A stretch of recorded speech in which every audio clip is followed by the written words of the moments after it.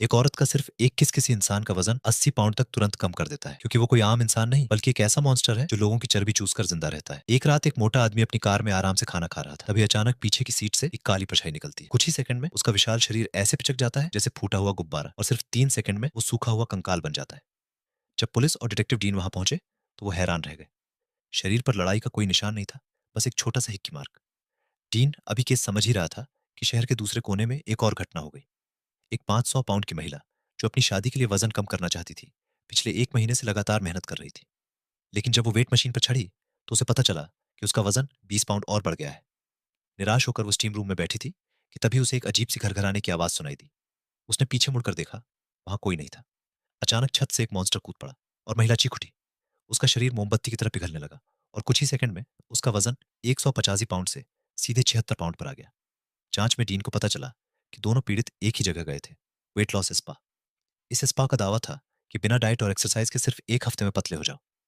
Dean को शक हुआ, इसलिए वो और उसका भाई सैम भेष बदलकर स्पा में घुस गए।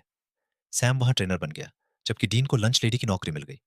सैम ने देखा कि जिम में आने वाले हर क्लाइंट की पीठ के निचले हिस्से पर एक अजीब लाल निशान था। इसका मतलब था कि मॉन्स्टर सबके सामने ही लोगों की चर्बी चूस रहा था। उधर किचन में डीन ने देखा कि स्पा लोगों को डाइट फूड की जगह हाई कैलोरी स्पेशल पुडिंग खिला रहा था। शक होने पर डीन ने पुडिंग चखी, लेकिन वो नशीली थी। कुछ ही सेकंड में उसका सिर घूमने लगा और वो बेहोश हो गया। अब उन्हें यकीन हो गया कि स्पा की मालकिन मारिज्जा ही इसके पीछे है। मारिज्जा ने समझ लिया कि सैम और डीन हंटर हैं, इसलिए वो सबूत मिटाने के लिए जमा की हुई चर्बी खाने लगी।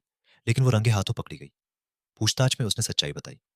मैं एक पेरुवियन पैरासाइट हूँ जो इंसानों की चर्बी खाकर जिंदा रहती है, लेकिन मैं कातिल नहीं हूँ। मैं सिर्फ उन लोगों से थोड़ी सी चर्बी लेती हूँ जो खुद पतला होना चाहते हैं। वो पतले हो जाते हैं और मुझे खाना मिल जाता है। लेकिन असली कातिल उसका भाई अलोंजो था। वो छोटे छोटे हिस्सों से संतुष्ट नहीं था, उसे अपना पेट पूरा भरना था। इसलिए उसने उन दोनों लोगों की पूरी चर्बी चूस ली। जब मारिज्जा के पति ने उसे रोकने की कोशिश की तो अलोंजो ने उसे भी मार दिया। दिल टूटने के बावजूद मारिज्जा ने डीन को बताया कि अलोंजो को मारने का सिर्फ एक ही तरीका है, उसकी चर्बी चूसने वाली जीभ काट दो। डीन और सैम स्पा के बेसमेंट में पहुंचे, जहां इंसानी चर्बी से भरे जार पड़े थे। अंधेरे में अचानक अलोंजो ने सैम पर हमला कर दिया। 500 पाउंड वाली महिला की चर्बी खाने के बाद अलोंजो में 50 आदमियों जितनी ताकत आ गई थी। उसने सैम को खिलौने की तरह फेंक दिया। वो सैम की चर्बी चूसने ही वाला था कि तभी डीन पीछे से आया और एक बड़े चाकू से उसकी जीभ काट दी। जैसे ही जीभ कटी, मॉन्स्टर तुरंत गिर पड़ा और मर गया। आखिर में मारिज्जा ने दया की भीख मांगी, क्योंकि उसने कभी किसी को नहीं मारा था। डीन ने उसे एक सख्त चेतावनी देकर छोड़ दिया